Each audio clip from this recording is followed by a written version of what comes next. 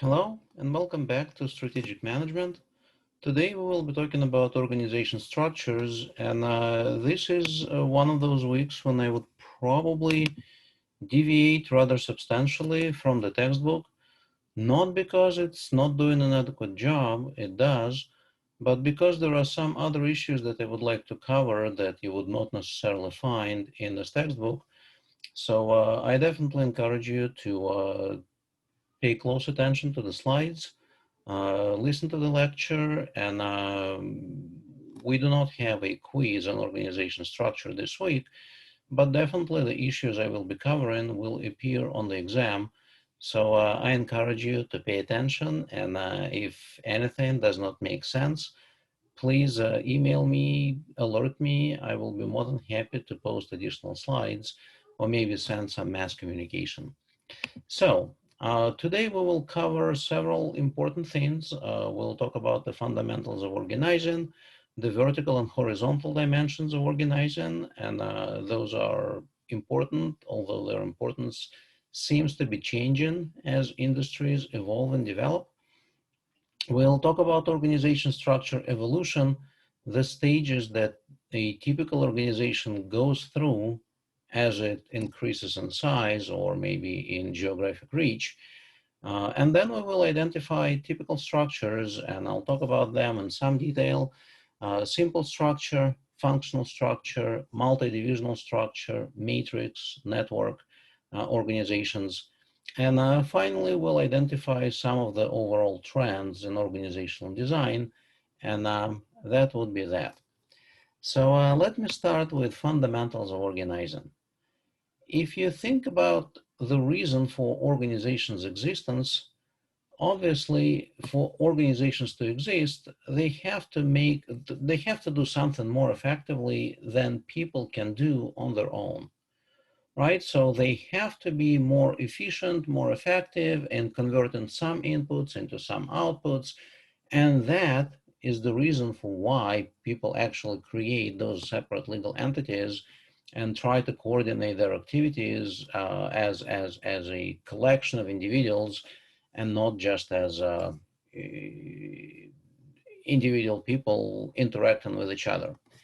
And organizations are more effective than individuals because of this principle of division of labor, right? Rather than have individuals perform all the tasks within the firm, they allow people to specialize. So they break down complex operations into smaller tasks.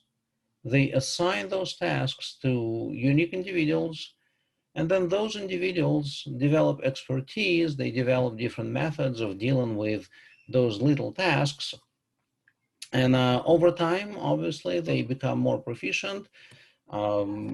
If you read the textbook, it gives this example, the classic example from Adam Smith, making pins, how people would be 100 times more effective within the organization manufacturing those pins compared to how much they can do on their own.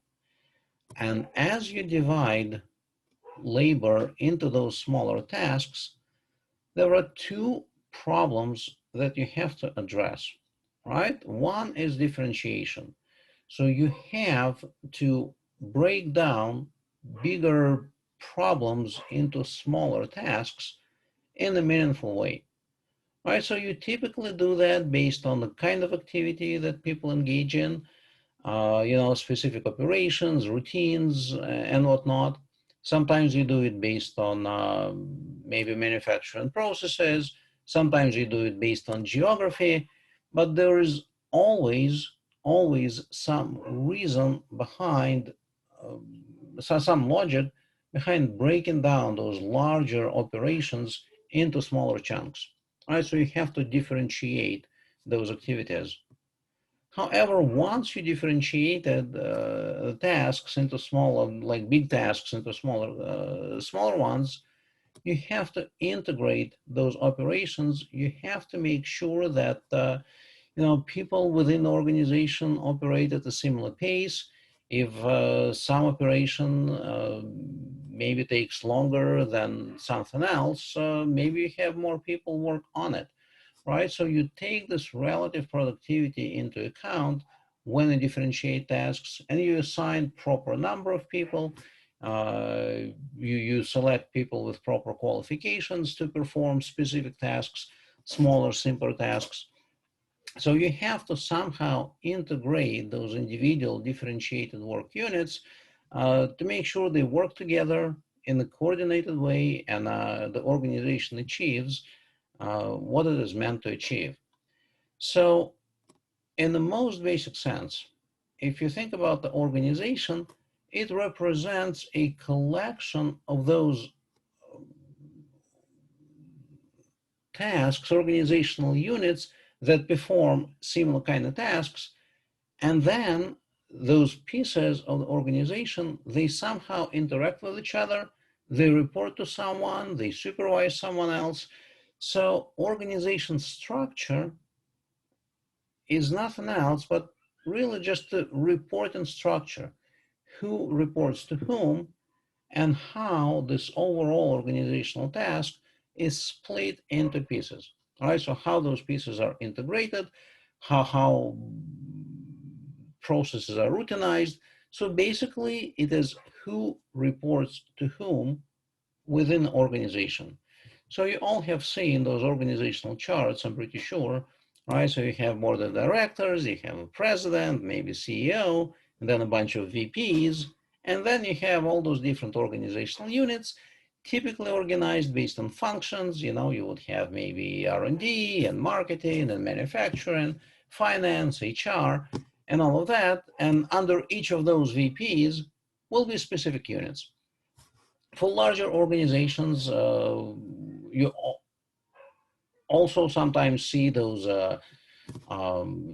geographic units, you know, maybe Europe or North America, Asia, you know, things of this nature that are somehow fitted into this overall organizational structure.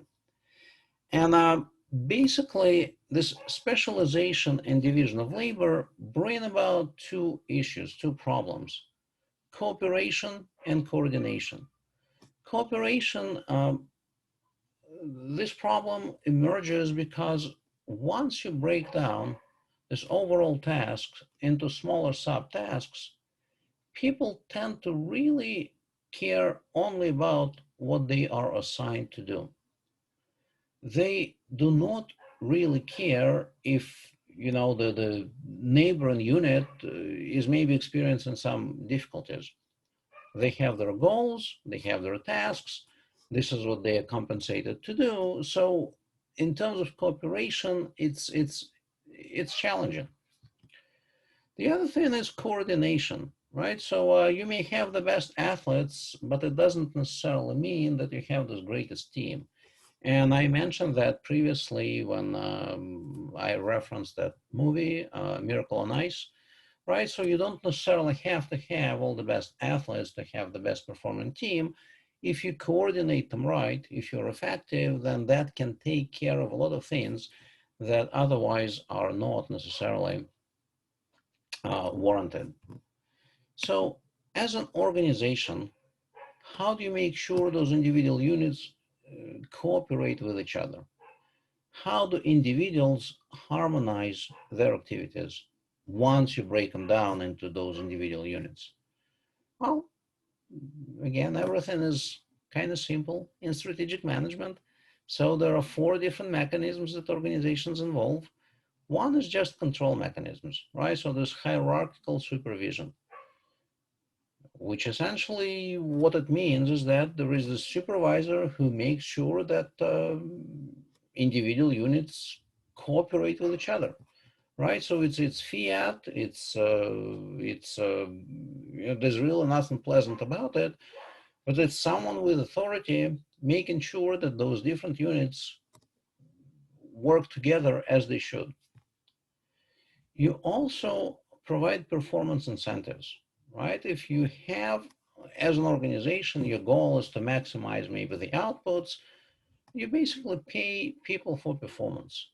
It could be maybe piece rates for individual workers who would maximize their output if they are paid for each unit produced.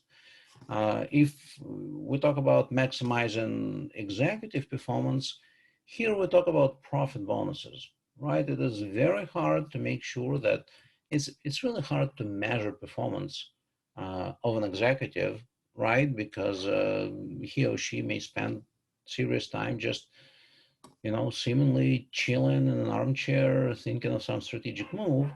So you try to link their performance to different profit bonuses, right? If the organization achieves specific growth level or valuation, then they get their compensation. So just recently, Tesla had one of those situations where Elon Musk was awarded a specifically uh, fantastic options pool because he made sure the company valuation hit the predetermined targets. How exactly he did that is probably of little concern to shareholders, but as long as the outcome was where it needed to be, he was compensated rather neatly. Well, sadly for him, the market became disillusioned with Tesla potential pretty soon after. So he lost a lot of money because of that. But again, it does not negate the principle necessarily. So as long as there is a certain performance level, there is a bonus that the executive could get. The other way that organizations make sure that different pieces cooperate is actually quite ingenious, right? This is based on shared values, and it's also known as clan control. So in this way, you do not necessarily have to have someone in a position of authority who tells you to do things or maybe to help another unit. It is really people subscribing to those same values when they see themselves not as a small unit, but as a part of a larger organization. And when that happens, then uh, they effectively self-govern, right? Because they share those same values, they want to be on the same page, so they move forward without the need for managerial fiat or like any authority implementing some specific draconian measures to make sure that everybody is doing what they're supposed to do. And finally, another soft method, the so-called persuasion. This is what leaders are supposed to be good at. They motivate people. They provide some shared vision. They employ rhetoric, obviously. So public speaking and things of that nature help rally people around and motivate them towards pursuit of common goals. But these four mechanisms allow you to solve the cooperation problem. They help to ensure that even though the work is differentiated and there is this division of labor, different parts fit together, they move forward, and the organization is actually successful in what it's supposed to do. In terms of coordination, right? So, okay, suppose that there are different parts that are willing to cooperate. How exactly you make sure that their activities are coordinated? That they harmonize, that they fit together well.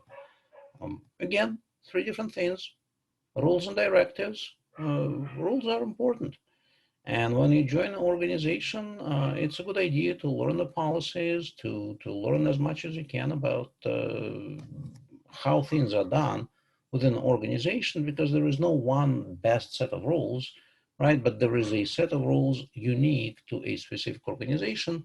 You want to be effective there, you want to learn them early on. If your organization deals with a repeated set of issues, right? Maybe you're a manufacturing company, maybe you're a service organization, but sort of the operations are rather monotonous, then routines are equally important. They are not necessarily formalized in rules or directives, but this is just the way things are done. It doesn't mean necessarily they are the best, but if there are routines, it means that this is the way things have been working. Apparently, they kind of belong together, and you want to pay attention to those. You do not want to necessarily disrupt a routine without a good reason. If it works, don't fix it, kind of thing.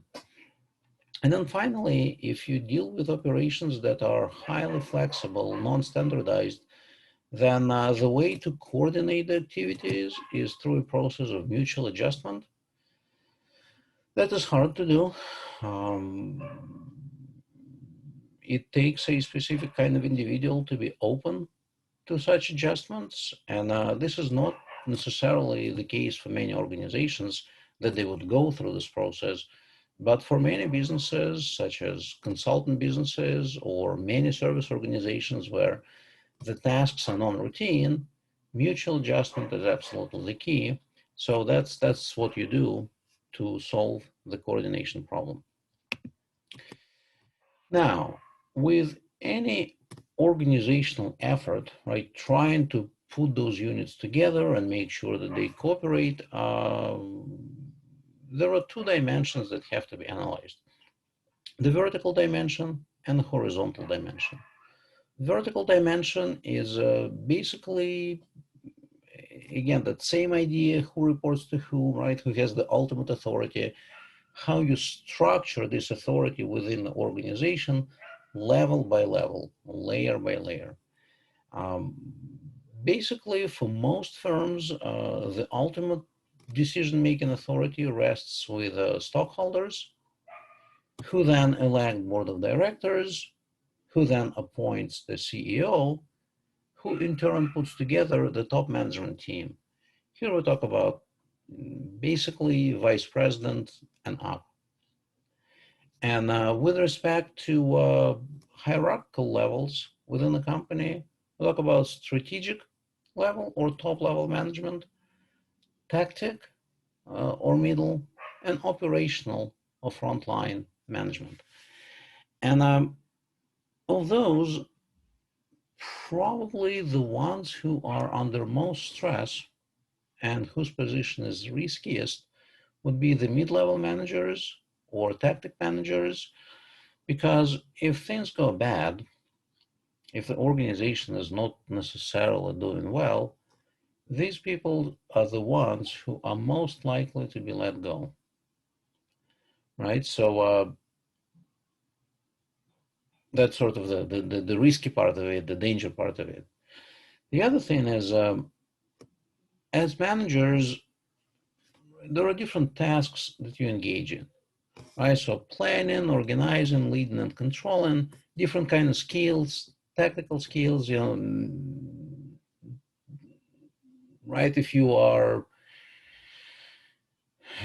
for a manufacturing company, then as mid-level manager, you probably need to know a lot about technology. You have to understand what the frontline people are doing.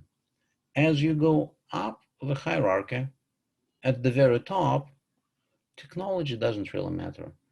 And you actually see it all the time that people at the very top, they change not only companies, but industries, obviously with different technologies all the time. So at the very top, technical knowledge, technical skills become less critical. At the very bottom, strategic level skills, higher level skills are not essential. At the mid level of the organization, everything is important, right? So that is probably the most critical element of this vertical differentiation. That's the key piece of the puzzle. So keep that in mind. The other thing that you want to keep in mind is this notion of span of control. Basically, the number of subordinates who report directly to an executive or supervisor. And it turns out that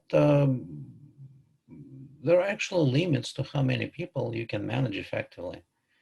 The rule of thumb basically is that you cannot manage more than 7 people effectively unless there are some specific circumstances, which means a lot of top executives are overtaxed by having too many subordinates reporting to them. right? If you look at those organizational charts in your textbook that depict General Motors, General Electric, and whatnot, you're going to see that those people routinely have like 15 different individuals reporting to them straight. That is very unhealthy. It's, we have our cognitive boundaries, and it's hard to manage this many people. Now, some of it depends on the nature of your industry. Some of it depends on the country and the culture that is common for that country. So in Japan, for instance, it's not uncommon for supervisors to have 50 subordinates, and that is considered okay. But in many cases, you want to be super careful to not overburden those individuals with too many subordinates, which means in a large organization, potentially the number of layers of management or levels of management can be exponentially high. At some point, General Electric had 27 layers of management just because of the sheer size. If you think about what it means, right? So oftentimes an idea for a change comes from the very bottom. You have frontline employees who interact with customers, who identify the problem, who possibly can offer a solution. They communicate it up to the supervisors. That message has to go up 27 times until it reaches the ultimate decision maker, who then makes a decision and communicates the decision down those same 27 steps. So here we talk about 50 plus levels where a mistake can be made, where time is wasted. So, because of the span of control, it seems that there are natural limitations to how large organizations can be unless you come up with some sort of a managerial alternative, with some sort of structure that takes care of these things. Now, horizontally, the way you split all those tasks into different units, you basically identify two different groups of units: line departments and staff departments. If you remember that idea of a value chain that we've analyzed, we talked about primary activities and support activities. So line departments are basically the ones that are all about primary activities. Staff departments are all about support activities. So really easy to remember. Please remember that there will be a question on that in the exam. So staff departments, they support line departments, but they themselves are not engaged in any sort of primary activities.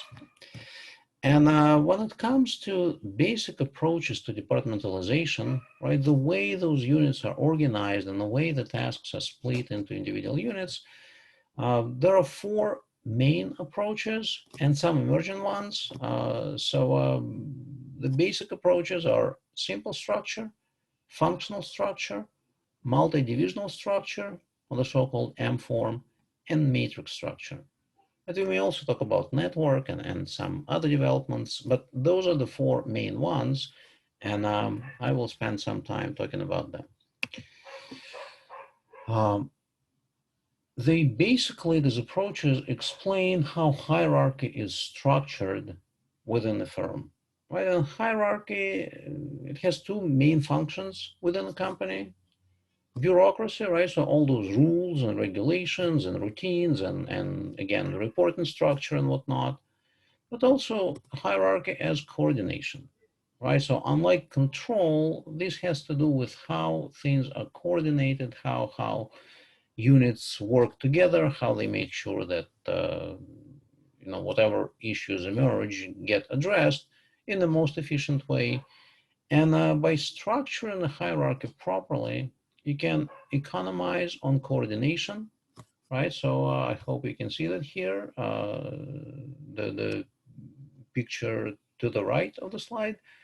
So it's very easy to see how the communication goes, who talks to whom, who makes the ultimate decision making.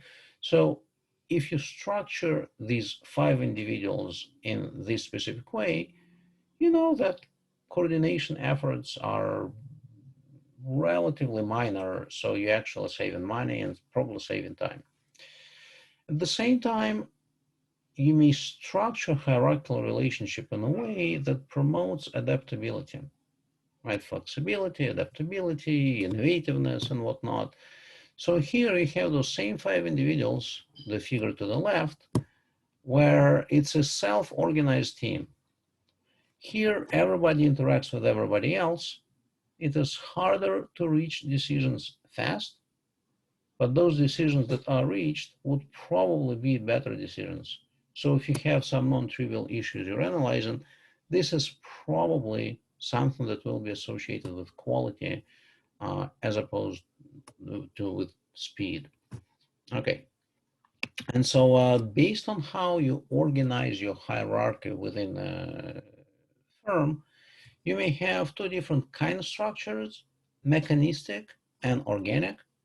Mechanistic, as the name implies, it's all about rules, regulation, rigid, highly specialized, vertical communication, centralized knowledge. You basically want to have that if your external environment is rather stable.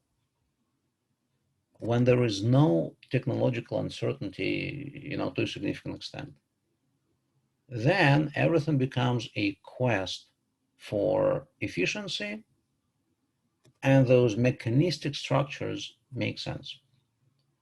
Organic forms, on the other hand, they are a lot more flexible, broadly defined. So you coordinate them by culture, by mutual adjustment.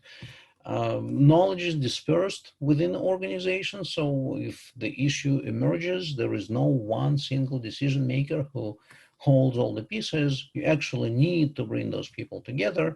And that works well in when the situation is dynamic, when there's a lot of technological uncertainty and ambiguity. So you have to bring those people together. You have to ensure they communicate, and that's that. Now, we also have talked about structure up to this point as if it is something that is fairly stable, right? The organization has developed a structure and it's there to stay. That is not necessarily the case. It's actually not the case at all. Organization structures evolve, right? Because firms, they grow in predictable patterns, initially by volume, then by geography, then through integration, right, at the vertical or horizontal. They either start acquiring competitors, in which case we talk about horizontal integration, or they start sort of integrating vertically backwards or forward. They may be acquiring their own suppliers or the buyers. So they start controlling larger chunks of the value chain. And a firm's growth pattern determines its structural form. So initially, most firms, when they had just started, they have simple structure. And again, I'll talk about those labels just in a few minutes. Basically, simple structure means that there is this owner manager, so the initial entrepreneur, and all the stuff that he has is basically the extension of his or her authority. And so if you do whatever you do right, you grow, you start facing coordination and control problems. Maybe you hire too many people, and because of this limited attention span or cognitive not disabilities but limitations, you cannot control too many people. You have to start breaking them into different groups, right? So maybe some people who are in charge of marketing, some people who are in charge of manufacturing, and someone is maybe dealing with finance and legal and whatnot. So at that point, typically you switch from simple structure to functional structure, right? So you start creating those departments. And then as you grow even further, you actually end up in a situation when even that is not enough. You have to adopt once again, and typically there you adopt a multi-divisional structure. Again, I'll talk about that in due course. So, simple structure, the one that most organizations have when they are just created.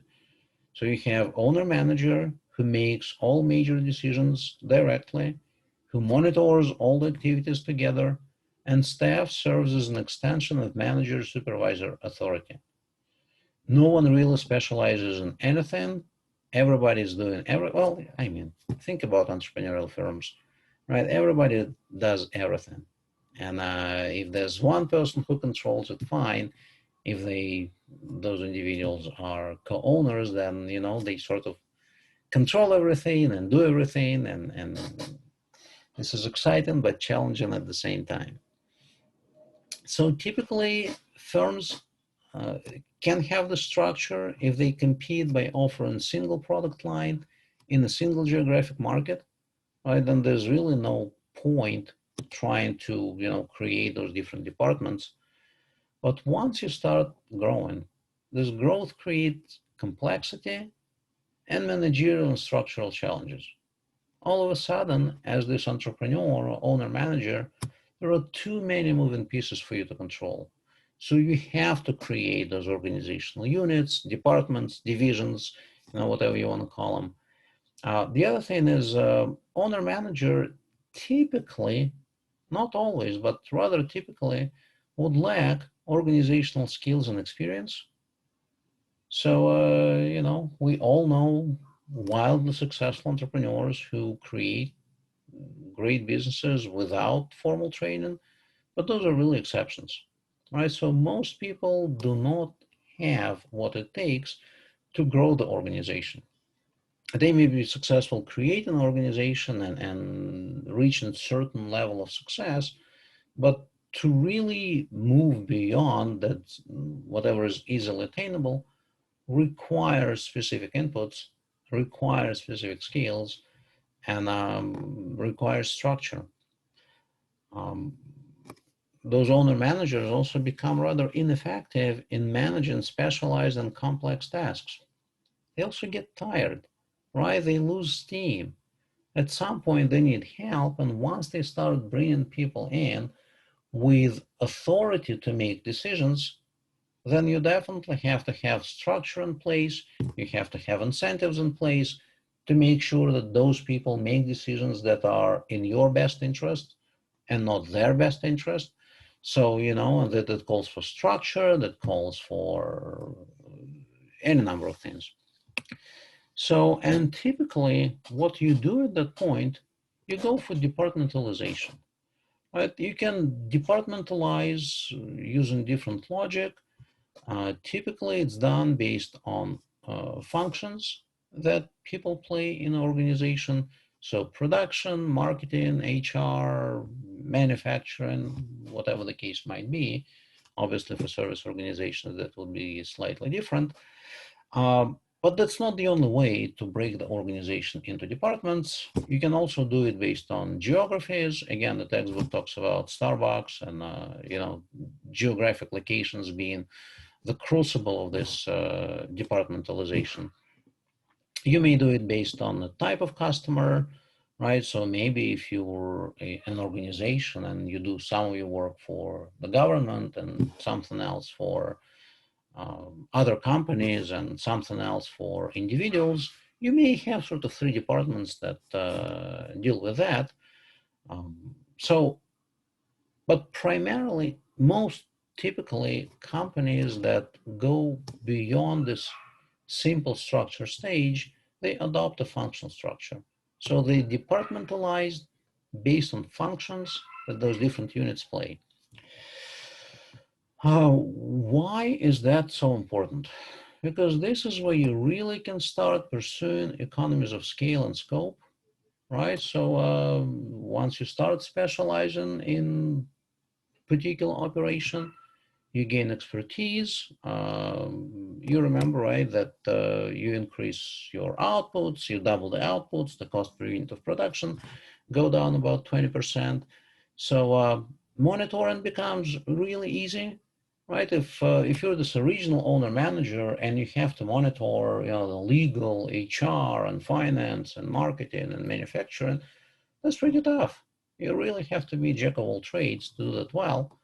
Here, you're going to have, I don't know, marketing director who supervises all the marketing activities. You have someone who is in charge of logistics, taking care of, everything that's there. You have someone well, you get the idea, right? So people can develop their expertise. Performance standards are better maintained by the same token because everybody's doing roughly the same kind of jobs. So that's good.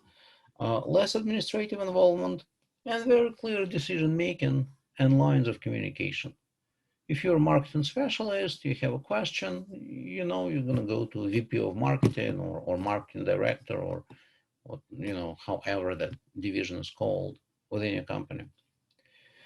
The big problem with this approach to departmentalization is that it's really hard to integrate.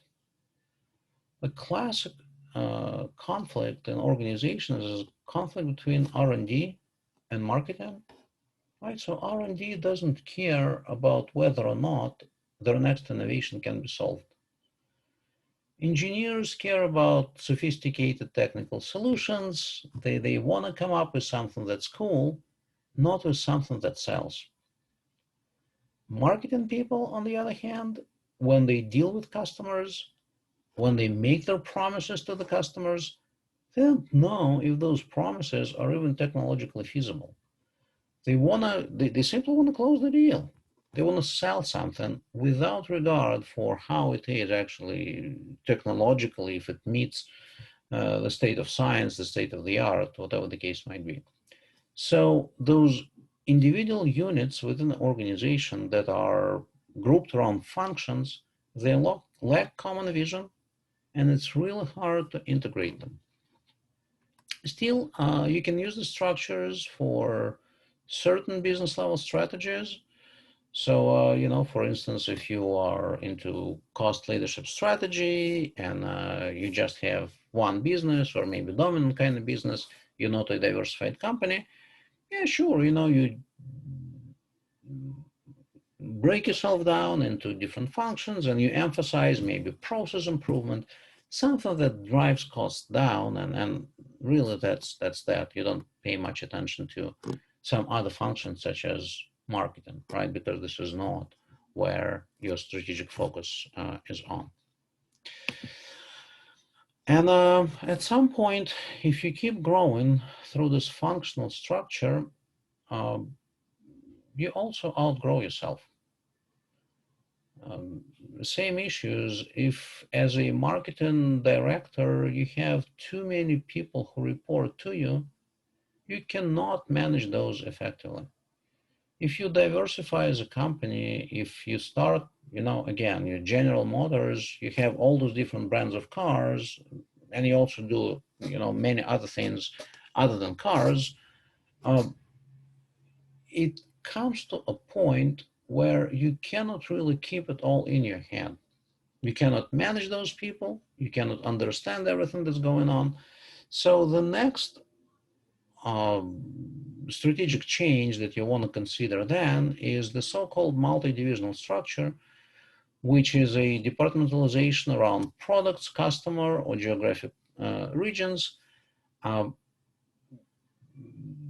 Basically, it's the idea of a business within a business. So each department will have full set of functions. If you are, again, General Motors, you have cars, you also have GM Defense that manufactures light armored vehicles for the U.S. Army. Each of those divisions will have their own R&D people, their own marketing people, their own HR. There are some things that they may share, and there are some technological know-how maybe that they will share across the units. But effectively here, we're dealing with business within a business. So Boeing, for instance, right, it builds civilian planes. It also builds planes for the U.S. military. And the military pays for research and development that then makes its way into civilian planes. So obviously it makes a lot of sense to coordinate those different divisions or different departments, again, whichever way you want to call them, but within their own markets, within their own sort of, set of questions they deal with, they effectively operate as independent businesses with some coordination from the top. Obviously, in this case, you have less information overload. You have full-time commitment to a particular product line or customer group or market, clear responsibilities, broader training, all of that is wonderful. It also comes at a cost, right? There are disadvantages. It's difficult to coordinate across product lines. So if you're General Motors and you have all those different brands of cars, do you really need to have an R&D unit in each of those? How do you, where do you put the line, right? So how much should belong to each of those units? How much should be at the level of the corporate? So that's a big question with no clear answer necessarily. Obviously, replication of resources because of that, and some other pressures. So it kind of keeps you away from specialization that need to coordinate everything. So it's not terribly helpful. But as you start diversifying, as you start to grow through diversification, this is probably the most effective structure you can possibly get. And in fact, this multi-divisional structure, it's a fairly recent managerial innovation. It's probably about a century old when firms discovered they can create those businesses within a business. And it is often called the most significant managerial innovation of the 20th century. So that's something that you want to keep in mind. With respect to this feed between structure and strategy, I do have the slide here. I will not go into detail. We'll talk about that a lot more later on during the semester. So, feel free to read it, but don't dwell on it too much. And the final structure that is identified by your textbook as sort of a structure worthy of introduction, the so-called matrix structure. And what that one does, like the idea behind it is actually quite smart. So if you have a functional organization structure, right? So let's say you have some marketing people, you have some people who do manufacturing, and again, logistics, delivery, whatever the case might be, they probably would not be sort of equally occupied or equally loaded at all times. And as an organization, you want to make sure that everybody works all the time, that people are maximally productive, that they do not slack and they don't have an opportunity to slack. The way that organizations try to solve it is by creating a so-called matrix structure where the same individual may be reporting not just to a functional manager, right? So as a marketer, you do not only report to a marketing manager, but you also would be reporting to, let's say, project manager A and project manager B. Right? This way, there is a clear vertical communication line for you with your functional manager, but other people with authority for specific projects within the company can stake a claim for some of your time. And it sounds like a decent idea, right? So in this way, you can probably do more with fewer people, and the effectiveness of each individual working time is maximized. It's also very nice because it creates multiple alternative opportunities for professional growth.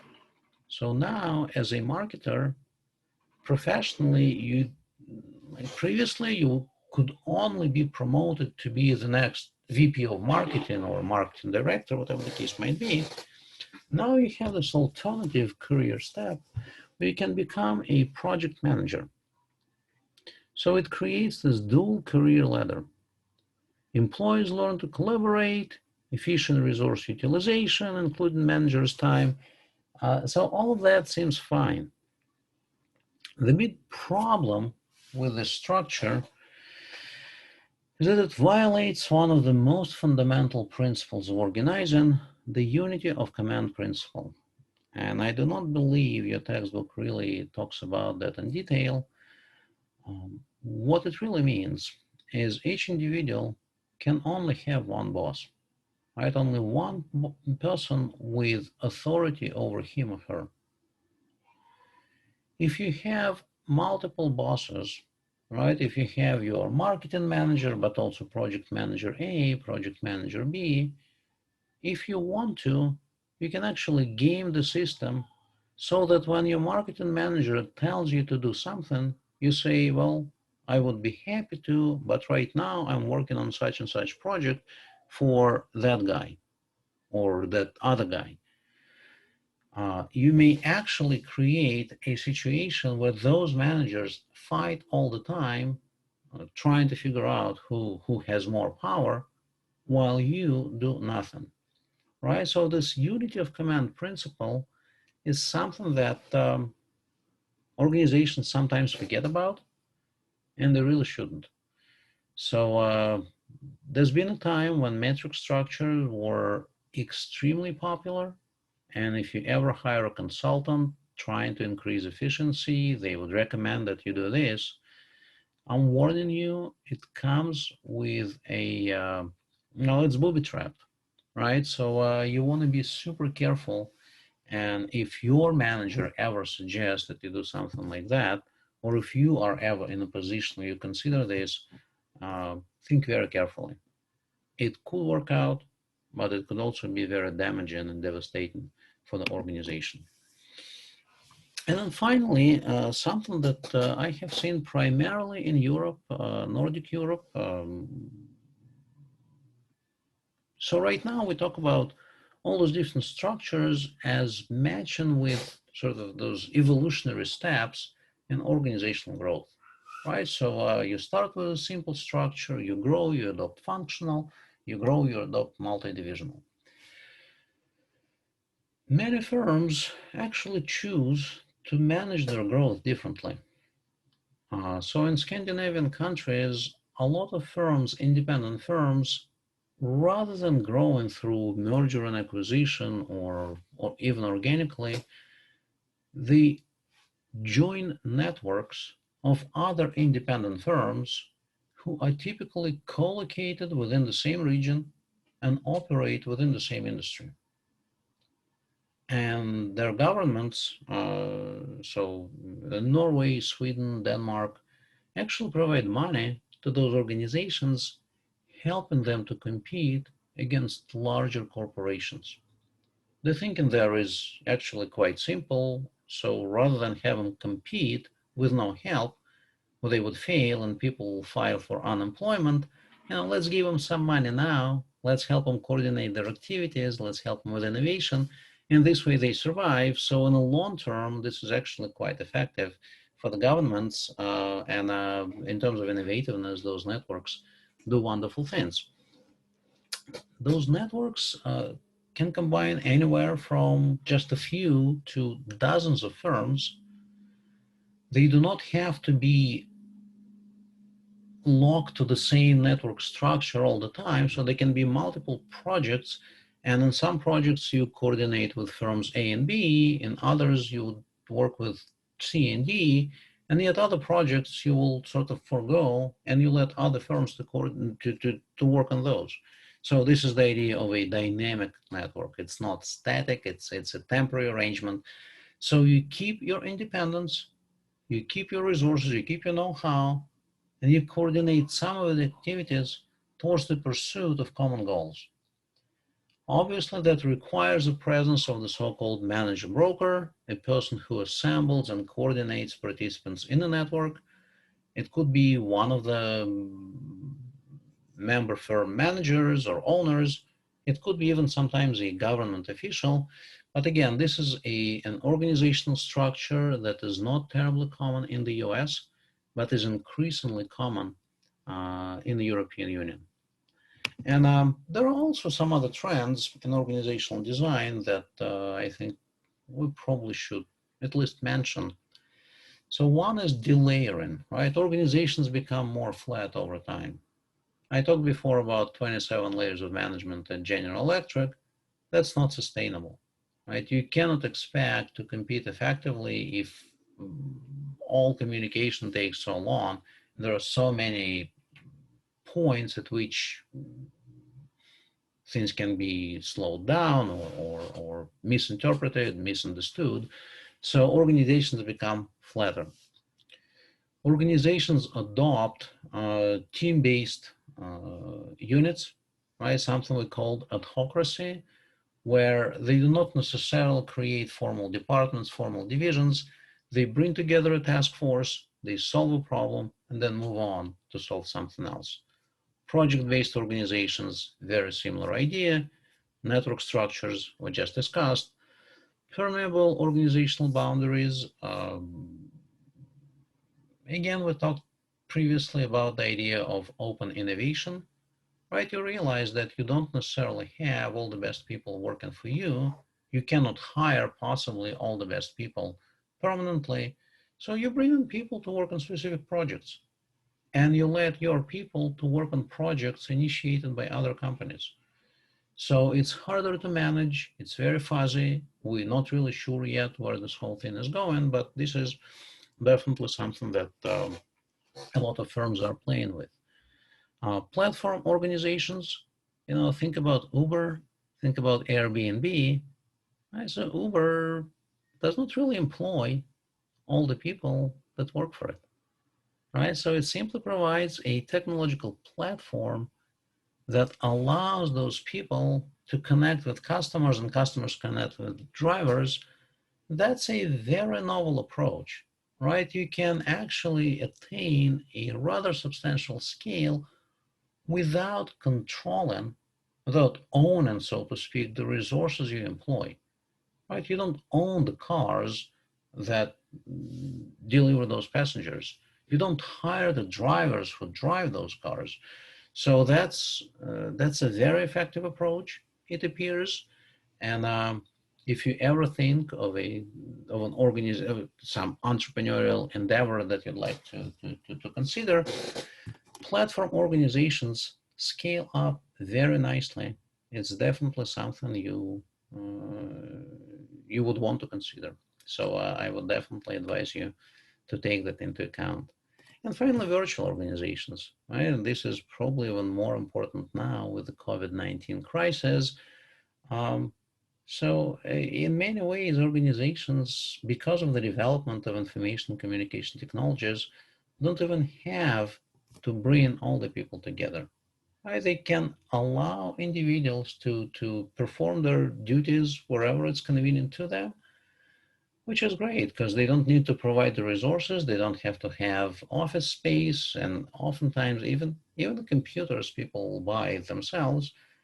And people also appreciate the opportunity to work from wherever, and be sort of managers of their own time and combine their duties with maybe pleasure and different trips.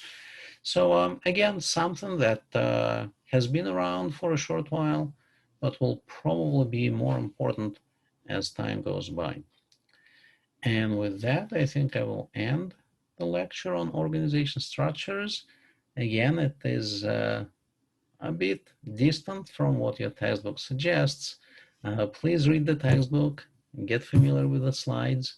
If something of what I said does not make sense, let me know. I'll be more than happy to share more information. Otherwise, guys, enjoy the rest of the week and get ready for the upcoming exam.